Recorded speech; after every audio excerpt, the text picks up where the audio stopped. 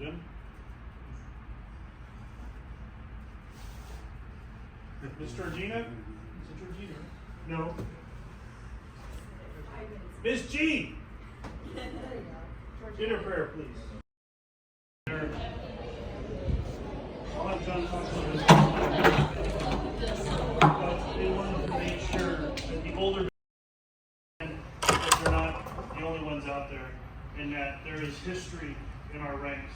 And as you can see from your weekend of hanging around each other, that we're all the same, no matter if you're a 91-year-old guy to a 13-year-old guy. I mean,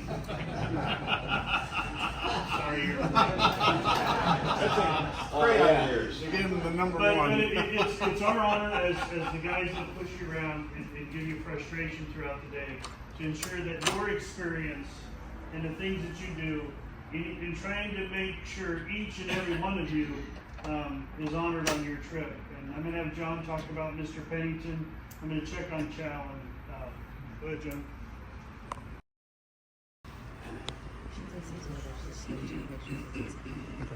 This is a World War II flag as well. It's only 48 stars. The Pennington Foundation came to us to fund a flight of all World War II veterans. Obviously, we didn't have that many, and the ones that we did had already been on an honor flight. They asked for the second request, if their trustees would fund it, what would we do? So right before COVID, the idea was a 50-50 trip to see if the two generations would bond together. We found out Mr. Pennington was an aviator in World War II, and a lot of folks in Northern Nevada know his name from the buildings that are all over the university. I believe he left about $500 million to the community, and it keeps growing. They're very strict on how they donate money and the foundations. Honor Flight Nevada does not fit any of the criteria. We are too small, we're not big enough, we didn't ask for $1 million, we don't have a corporate entity, board of directors and audited financials. They actually wrote the grant for us and submitted it to their trustees, and in about 30 seconds, we got a phone call that they were crying about the program and that they were shocked that they weren't in the veteran space that much. So they challenged us a couple of years ago to do this. We had to put it on pause because of COVID. We couldn't use their funds during COVID, and we couldn't talk about the Pennington Foundation without their permission, so it was very quiet. We did the trip, I guess, 2 years ago or a year ago. And the after action grant report was 54 pages we had to submit to them. They asked for another grant, and this is where this came from. They are still looking to be in the veteran space, and we have been working with them. They came to Honor Flight Nevada with a $1 million program to assist some disabled veterans. The program was not right, it didn't have the mechanism, so it didn't happen. But they're kind of using us as a potential pipeline for the community and the veteran community. We found out they also had spied on us for about a year to find out if we were legit and why we don't have offices, we don't have payroll, we don't have employees, and they found out all that stuff. We were very nervous about the first trip with the youngest group we've ever taken, and we thought some of the problems were going to be drinking and smoking every night, and in Mr. Pennington's name, it would shut down the pipeline for any potential. We didn't have that problem, but we're still nervous about, because we're under his name.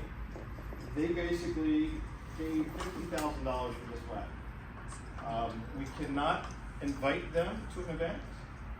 We can't, if they were to come to a dinner, then they will no longer give us funds.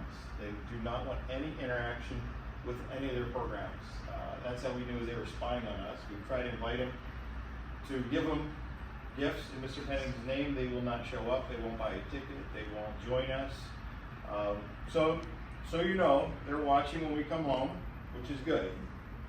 They are ecstatic how this happened in his name, and they want to for something else, so we'll see how that goes.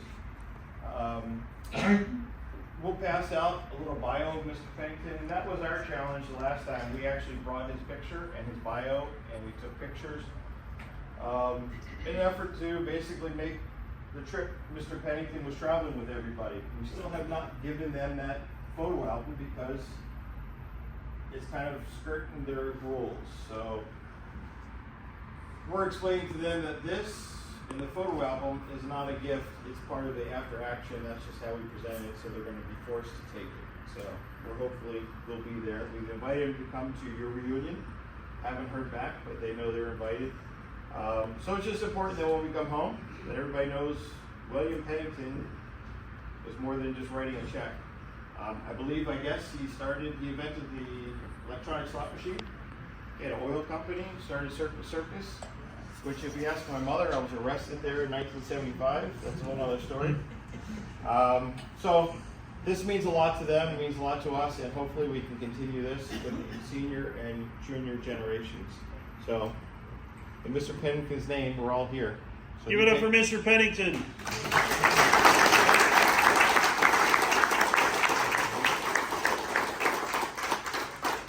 Someone told me you're all was one people, all losers who hadn't been to the moon. I just wanted to share that with you. Experience been from Thursday morning when we took you to the Holocaust Museum. Just let us know just a little bit about that time. Took up the elevator, actually went to meet up the elevator, and I was like, it was already hitting me right there. Stepped out in that first image, it hit me, and I was just like, I didn't know what to think. And then just as I was walking through, I was kind of speechless. I just walked through, seeing some of the images and all that. It was rough, and I don't know how I did it. And I'm happy you got through all that and was able to make it out. Thanks for your experience. Thanks.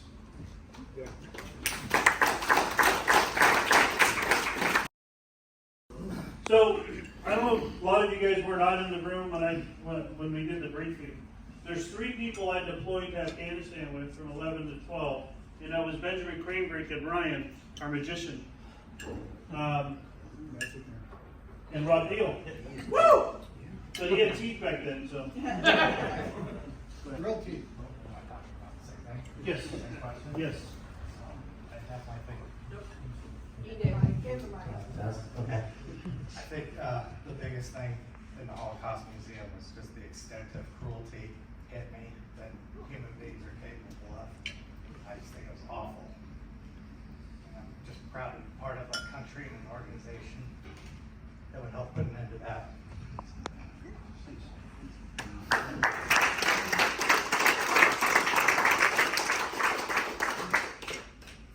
So after we did that, and over the Iwo Jima Memorial, and just thinking back about our history and what our Marines and just the Marine Sailor Navy went through to just get to that. have you been there before? I've never been there before. So, kind of give you a little, Did. yeah. That's when I tried to make you sing the Yes, Marine Corps. yes. Like, shut up and leave Yes. it alone. It was very memorable this weekend that you would like to tell everybody. And also, about the picture that we took at Iwo Jima. I think somebody else noticed where we took it and noticed the markings on the wall. That was you? Okay. But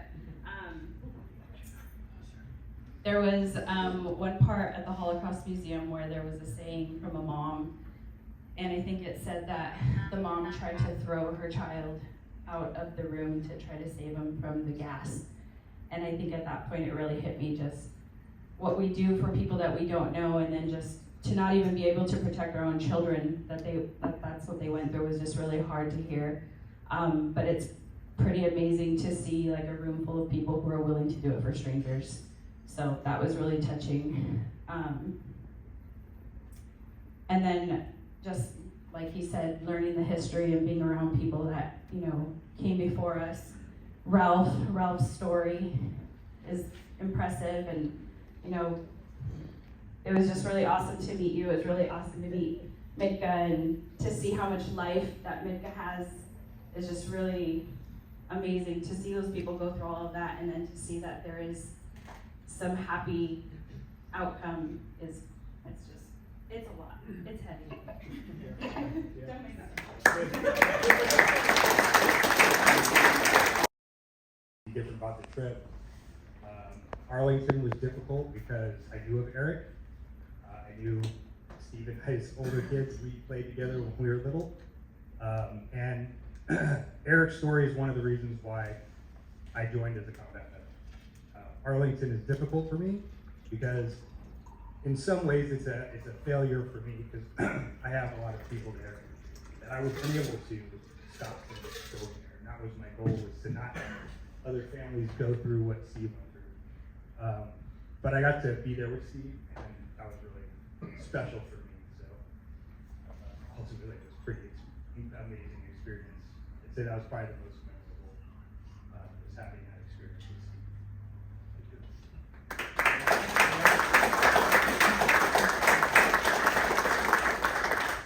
So someone said, For 7 years, and it really prepared me to tolerate my wife. She was tougher than any drill instructor. When our kids came along, she really disciplined them.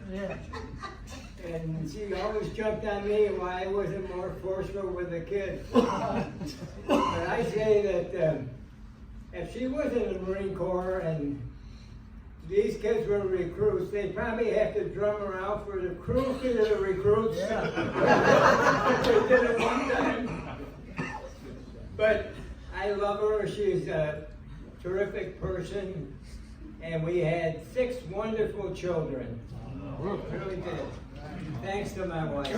Did I forget somebody?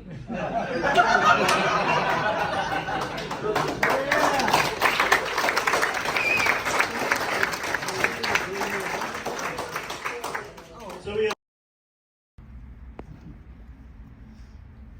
He's a butthole. That's love. Yeah, it is. Yeah, why are you pumping? And there's money that's gonna be coming to me here soon, so. No, I love him to death. Honestly, when I was growing up, there was a lot going on in the family, and didn't really get to see a lot of him. Didn't really get to understand why he was gone all the time. A lot of backstory behind that, but in the end, I was 25 when I finally decided to join the Air National Guard, and finally realized, you know, what he does and why he did it. And I started off in 2009 as a sheet metal technician, working on C-130s, and I think it was probably one of the best things I ever did. You know, spent a lot of years really not liking the military, kind of going on a wrong path and all that. But after joining the military, it really kind of gave me the right direction. It pointed me in the right direction. And I'm still here today. I did change AFSCs. Can't tell you what I do, but Or you got bullets. I work on computers. Yeah, yeah. I'd have to kill you if I tell you. So how was but this trip with your dad? This is wonderful. Yeah. What was the most memorable time between you and your dad? What did you guys do in this trip that you like? I need to tell everybody. It's really hard to say that there's just one memorable part. I think the whole thing really. Yeah. You know, I spend as much time with him as possible.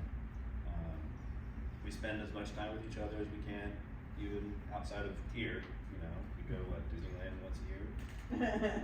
Use your timeshares. And but the time spent here was very good, and I really enjoyed it. And I enjoy every moment of it. 'Cause I know it's never going to be a long time. But who else? The other person that set me on the route too was my grandfather. Unfortunately, he wasn't able to come to this. We did bring a picture of him and Grandma, so they were here for the whole trip too. Do you have In it with you? spirit. Yes. It's upstairs, unfortunately. but he was an inspiration to me too. My grandfather, he went through a lot too. He was a World War II vet, and he was part of the Timberwolves. Yeah. Yeah. His unit was one that, my dad said, I can't do this. I'm too big. You're a chief. You should be able to do this. 1/4 Infantry Division, and there were, Deep breath. You got it. You're amongst family. I know, that's why I look like this. They're the ones that went into the concentration camps and released guys like this to be with us. Unfortunately, just prior to doing that, my dad was shot, and a sniper got him and almost took his life. He had 3 purple stars. He got a lot of shrapnel from a grenade the first time. They patched him up and put him back out in the field, and within a week or so, he got shot. It was, I think he got a leg shot or something, and they patched him up and put him back out there. About a week later, the sniper got him, and he would never really talk about his time there. He talked to my mom, and my mom would, relay this information. But he remembers a couple things. He doesn't remember getting shot. He remembers being put in the tent, and he says there was 2. When you take into the tent, there was those that survived, and they work on them first, and those that were not going to survive, we left them in the hallway and just kept them until they passed. And he said he laid there for 2 days until a medic came up and said, and he remembers these words exactly. He says, the guy said, "This one is still alive." And so that's where they took him and patched him up and made it home.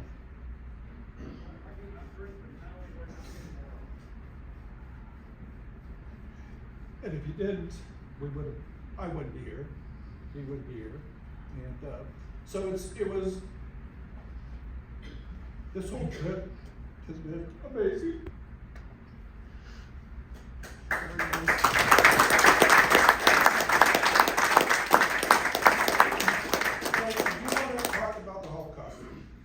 I've been to it before, actually twice before, and I really didn't want to go this time, but I knew Zach needed to go. And as I walked through there, there's one display that I was not really looking forward to, and you guys didn't get to see it. And the reason why it was set up for me is that if you remember walking through and there was a display that had both sides, there was nothing there. It's a good thing, because that display had shoes that were from the Holocaust, from prisoners, those that died. And believe it or not, when you walk through there, you could still smell the shoes. You could almost taste the air from the shoes. It was that strong. And this is how many years ago. And so you guys have probably missed that, but as far as I'm concerned, that's probably one of the things that would stick out most in my mind, because the shoes were from adults to babies, and they were piled up high, and they're reworking the display. So you missed it, but that was a big part for me. But after I passed that and walked through, and I was following him, and we're walking through, he went through the car, the railroad car, and he couldn't stay in there. I mean, he felt really uneasy about being in there. And he walked in, stood for a few seconds, and he bolted out of there. And he told me later, he says, I couldn't be in there. So, Mick said the same thing. yeah, it really is. But going through that whole thing, I can't believe that humanity let that happen. And to this day, there are people that still say that never happened. And it's just unbelievable. But this trip has been amazing. I'd do it again. And especially with everybody here, everybody's been so great. You know, I've met a lot of people. I even made friends with some Marines. Had drinks with him too. It's his eyes. So anyway, It's his eyes. but I want to thank everybody, John, the green shirts, black shirts, everybody. Thank you so much. It was really fun.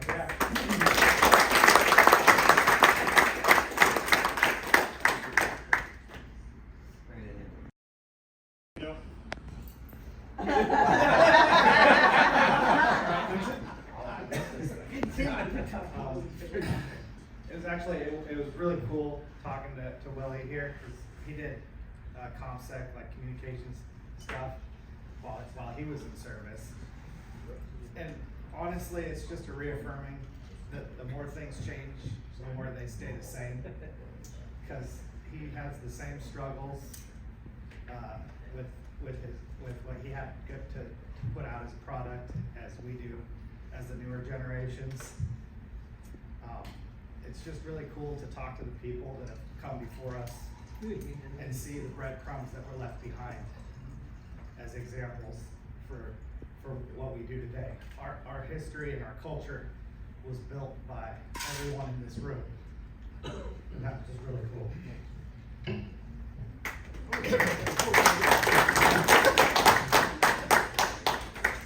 Hey, first of all, I just want to say this entire trip was fantastic. Meeting all the great people here was fantastic, okay? I've never been to Washington as an adult. I've never seen the monuments and the various places that we visited today, but I'm very happy we did, and I'm very happy I did it with you guys, okay? So, thank you very much for inviting me, and I'll always tell my family, my friends about this trip, okay? And the great people that I met, all right? Thanks again.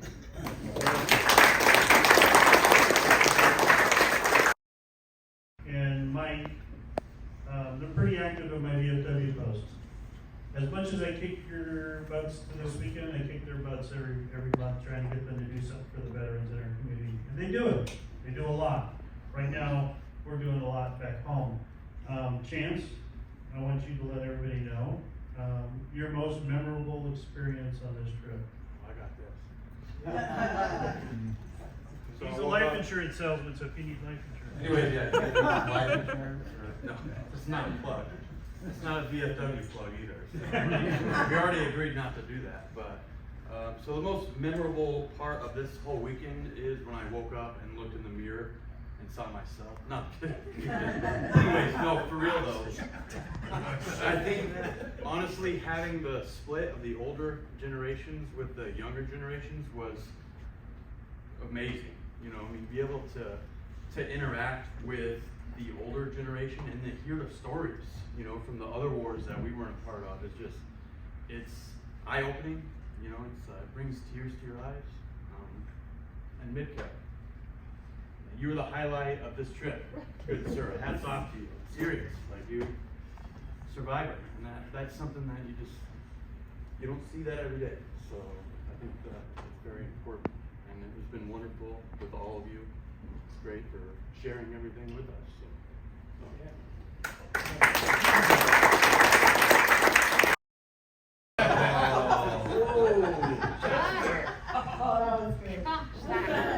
it. Yeah, the front row, right?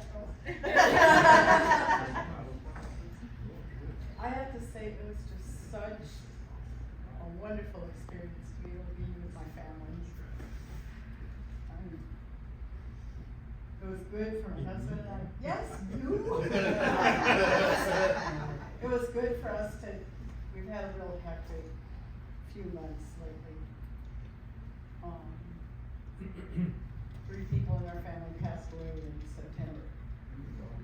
you know, not really immediate, but, you know, just, and then there's just been a lot of other stuff, so.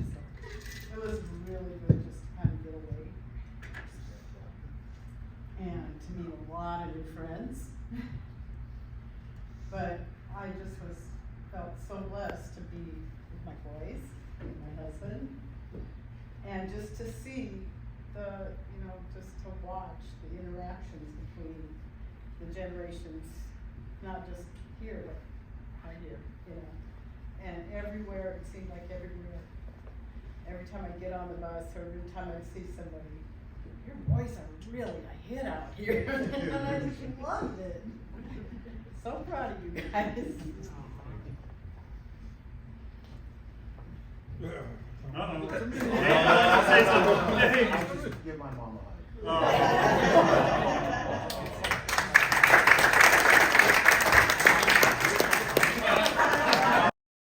Never know what may come out of my mouth. So, no, actually, it was great. I mean, we get together and we have a lot of fun. We've got 6 kids and we've got some grandkids, and whenever we're together, we have a lot of fun. So this trip was going to be a good thing no matter what. But it was great to see them and see their perception of what was happening. And I think the real highlight of our trip was when we went to the women's museum, memorial, whatever it was, and Linda got her award thing, and it was awesome because I really feel that I married well. I married so good. She has done an awesome thing with our family and keeps us going. And in a way, I know there were really serious times that we were at different places where it was serious, but I was like a kid in a candy shop because all these things that we saw, I always wanted to see. We were here stationed, she was stationed at Andrews for a little while, and so we did a couple of visits before we went down to South Carolina, but North Carolina. But at any rate, there were so many things I'd wanted to see in that, and we finally had the opportunity to see them. So it was a good trip, something that's been a long time coming, and not to say that the other 4 kids aren't real favorites and grandkids, but they're my Marines.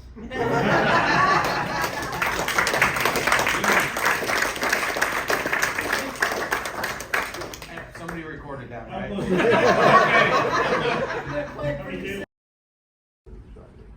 I've seen it many times on television, but it's just not the same. Thank you.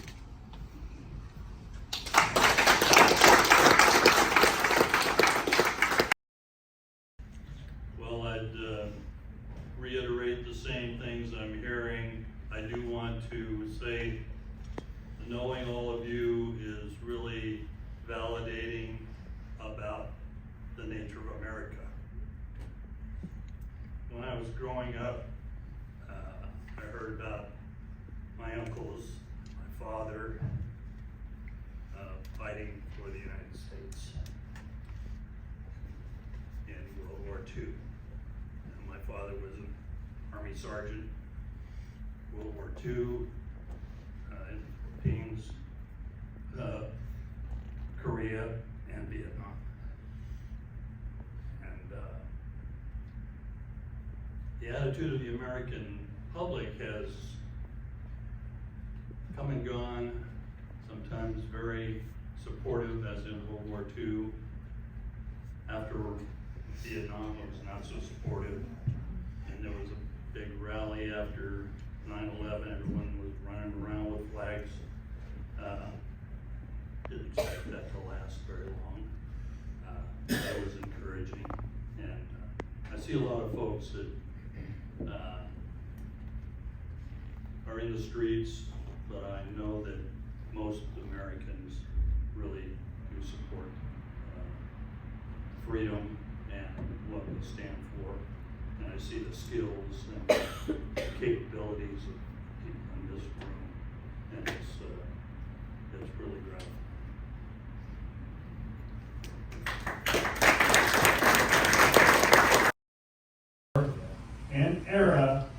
prize. Come on, Jim. You can do it, buddy.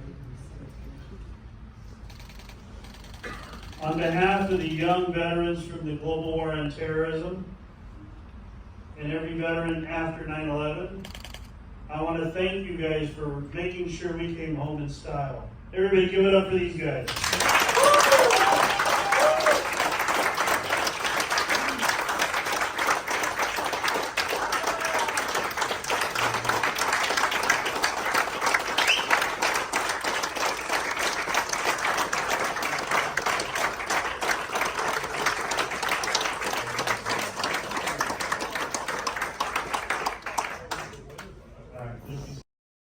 Prize.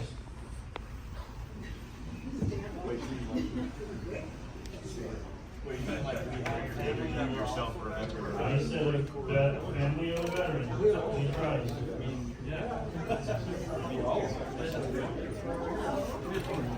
Now give yourselves all a round of applause.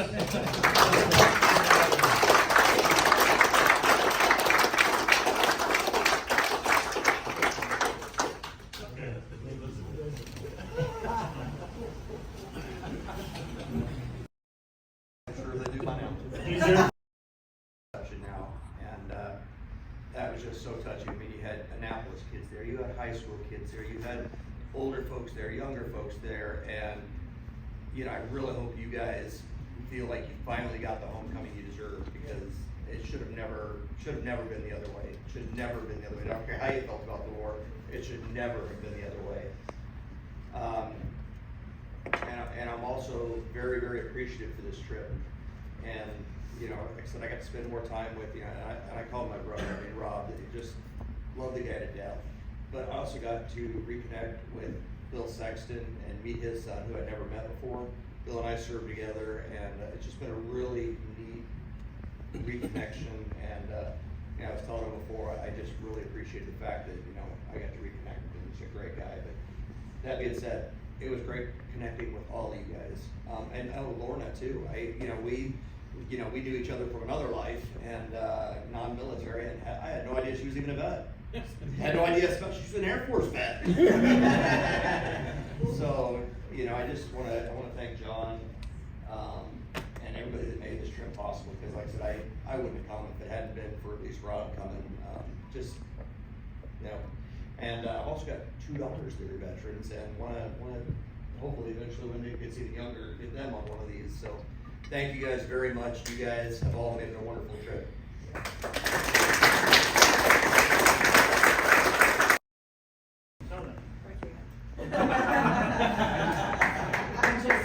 Okay, your dad? Here you go, Bill. Thank you. Good. Well, it's been, I haven't spent a lot of time with my daughter because she was always in the Air Force and I was always somewhere else. So we finally started in the last few years getting to know each other.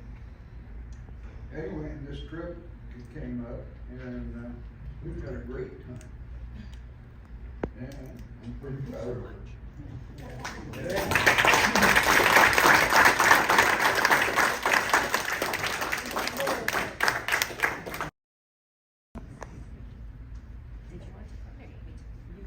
No, you say it.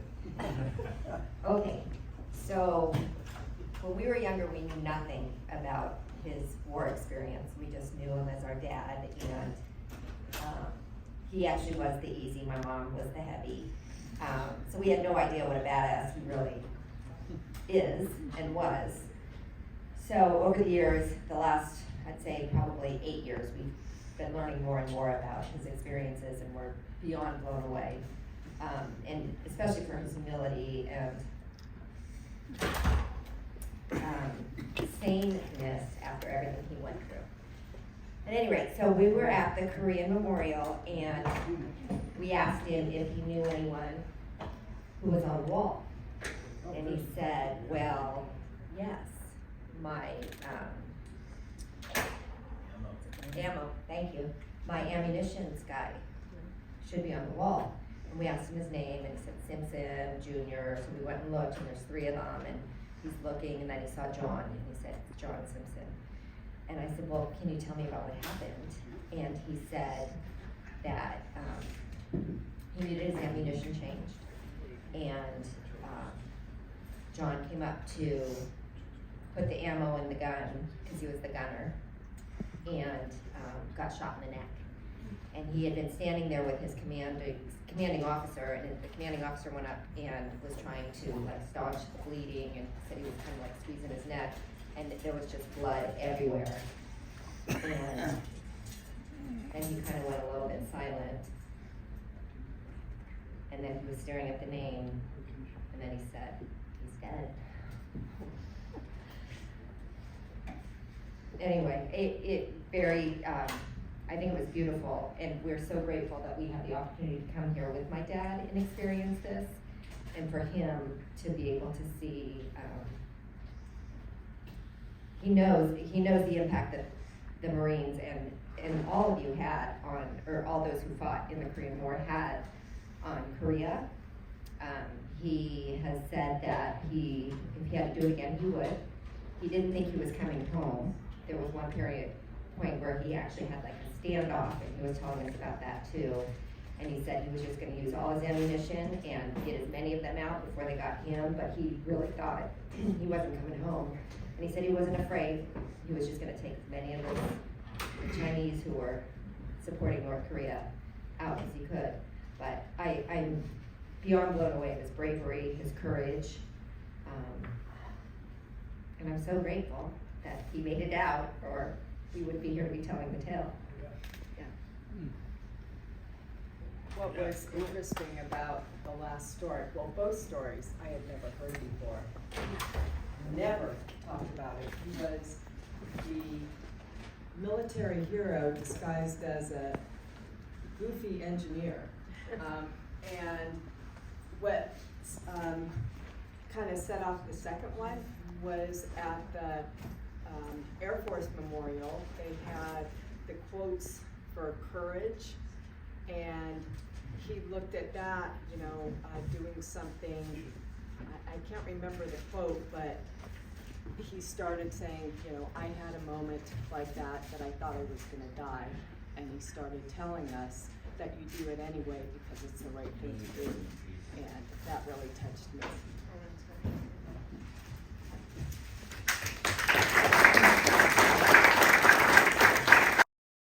Brutal 17-day battle.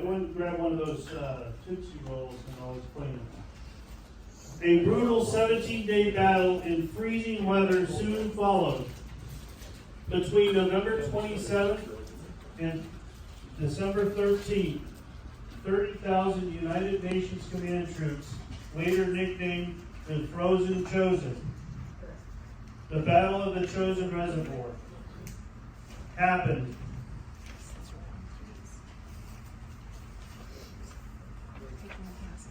And during that battle, they were getting overrun, a certain group of people, and they asked for artillery. And artillery code word was Tootsie Roll. When the guy on the other end heard the command of Tootsie Roll, he thought they meant the little candy Tootsie Roll. But the most amazing thing about the Tootsie Roll is not that they didn't bring the ammunition and the bullets and the rockets that they needed. This provided them nourishment. They were able to get it cold and plug holes in fuel tanks and water tanks. They were able to plug holes in people. And this is what kept them alive while they were in the Battle of the Frozen Chosen. So the Marines have this in their museum to honor Tootsie Roll for saving the lives of the Marines and everybody on the battlefield. And if it wasn't for the guy that made the mistake with the Tootsie Roll, some of the guys wouldn't be home today. I can tell you when we heard the story, we didn't necessarily believe it. We ordered some supplies and checked the validity. About a pallet of Tootsie Rolls showed up. And every time we asked them for Tootsie Rolls, overnight shipping collars. So they're very proud of the relationship with the military. We share a lot of the videos Part of the family. She's got 9 years. And they're very, the company is very. You guys like surprises? I got some more for you guys individually. But we brought a guy on here. He's wearing a black shirt. He's actually a veteran. And he's in the wrong colored shirt. So before we go home, we need to make sure he gets in the right shirt. Okay? Rob, go get your red shirt, please.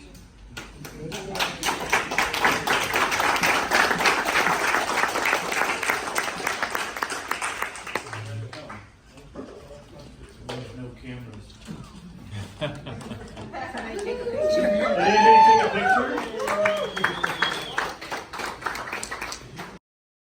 Can't do it until I tell you to do it. Okay? If you can't drink this, let me know and I'll get you something else. William.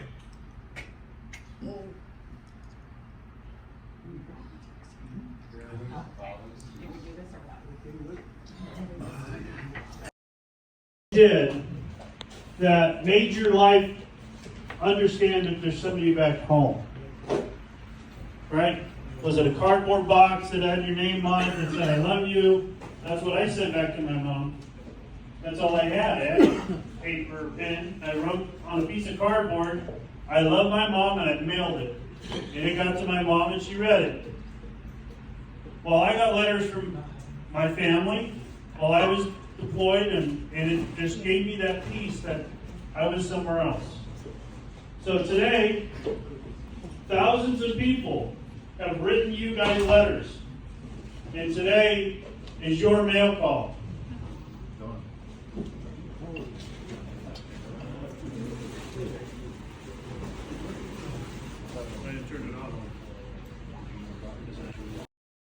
Mail call. I've been helping with it for a few years now. Y'all must be loved. I had to have 2 suitcases. Usually I only need 1 suitcase, and I get this green bag in there too. I had to have 2 suitcases because of all the mail that you guys received, and gals. So, congratulations on breaking the mail. Scotch Jr.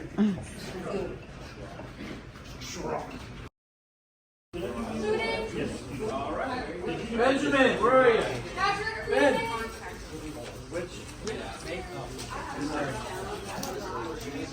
Maybe the guy that's gonna call Full name, man. I heard that you were in trouble. That's what I meant. Last time I heard.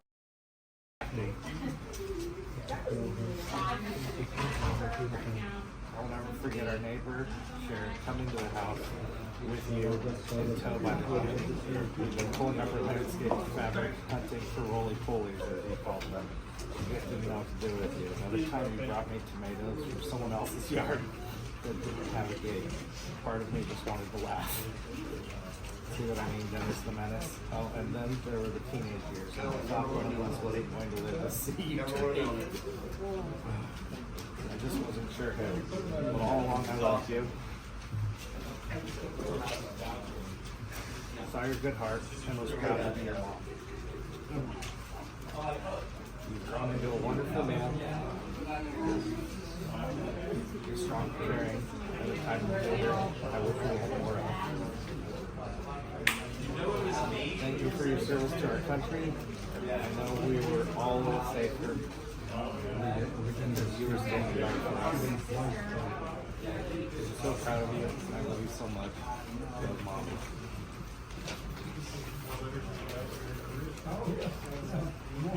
I'm gonna find your text. You can not see. Go ahead. Your choice.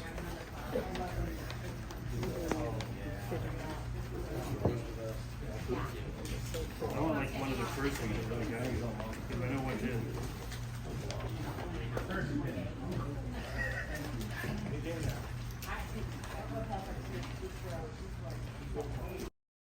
Dear Mr. Schrock, my name is Stephen Kay, and I am a 5th grade student at OLF. Thank you for serving in the Marines. Thank you for serving as in the Gulf War and in the war on terrorism. Here's some things about me. I'm 11 years old. I have new friends, 2 brothers. One is 3, and the other is 1. I have a dog. She is 1 year old. My family thanks you for giving us freedom.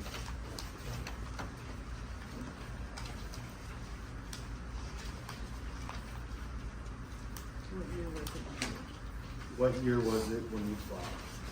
Do you have any grandsons? Sincerely, Keenan. And on the letter, he drew the Eagle, Globe, and Anchor. But not crayon, right? Just remember, if you get a letter. I'm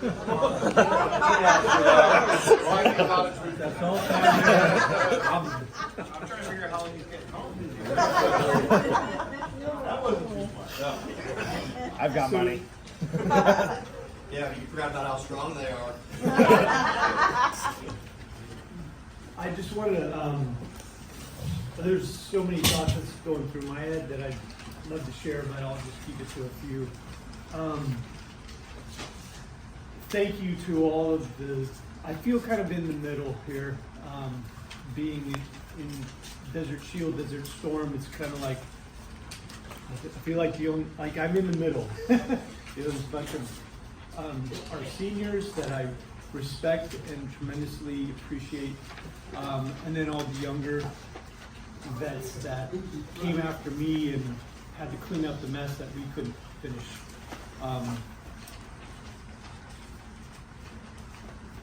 Right now, I can't help but have my shipmate Keith and my roommate Keith in my heart, and that he's not here to appreciate all the outpouring of love and support.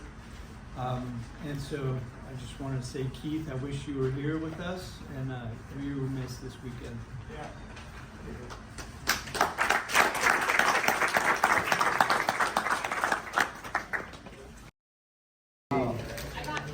Cards that I received. Well, I only got one. Excuse me. Cards I received from the kids that I get when I work That's what this one says, is thank you for your service. Do you have anything else to say to the group? Nope. Not right now. Okay. Anything else on the letter they want to share? I'm making her read her mom's letter. She's finding it. It's in there. I know it is.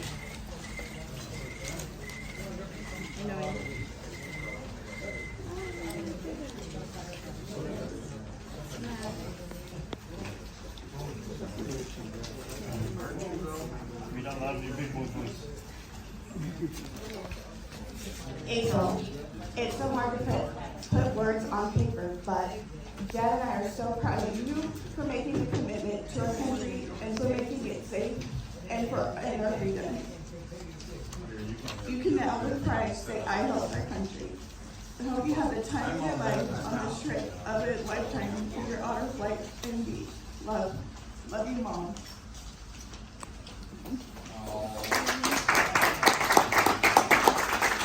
Well, that was a big deal.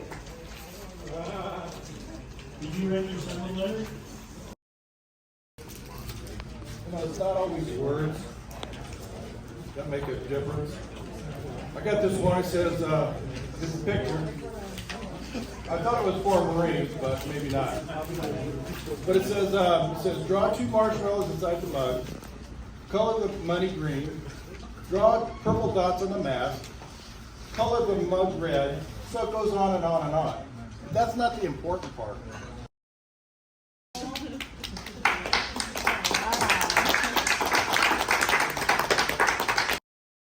I hope you have a fun time on your trip. My Uncle Joey was a Marine, but he passed away in the Marines. Stay safe and have fun on the trip. and don't get lost on the trip.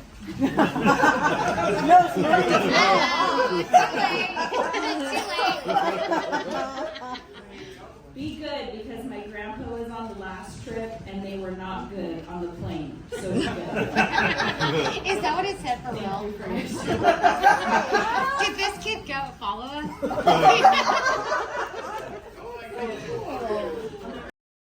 The apple of my eye, she wrote me, "Dear Daddy," she's 10. Even if she was 30, it'd still be okay. "Dear Daddy, I love you so much, and I miss you too.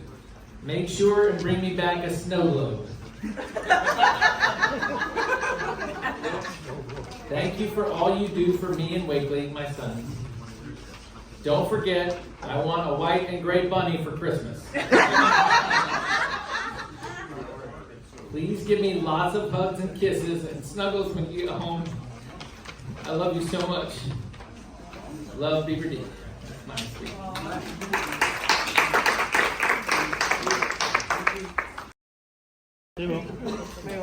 Listen up! Sorry. So many of you probably know that I am the, well actually maybe not. How many of you know that I'm actually the youngest one here? Now you do. And I'm also currently still serving.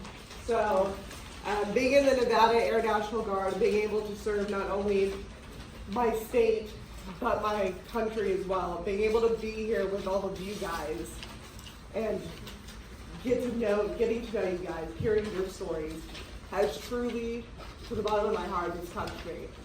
And I really hope that we can keep in contact. You guys ever want to go to lunch, coffee?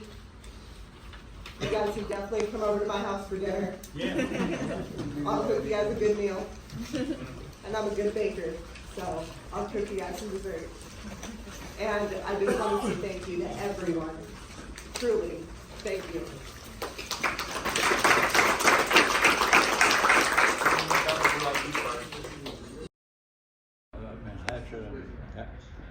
And I walked over here and I heard this beautiful music.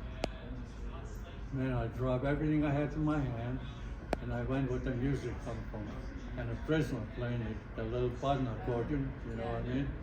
And boy, I had to have that thing. There's no way. But he cooperated with me. He says, "You give me half a pound of respect." I don't think neither one of you knows respect. Potato? That lady who interviewed me knows. Potato? No, that's fat. Fat. That's fat. She called us fat. Respect. Yeah. That's a Schmaltz. Schmaltz. Well, you can make schmaltz out of that.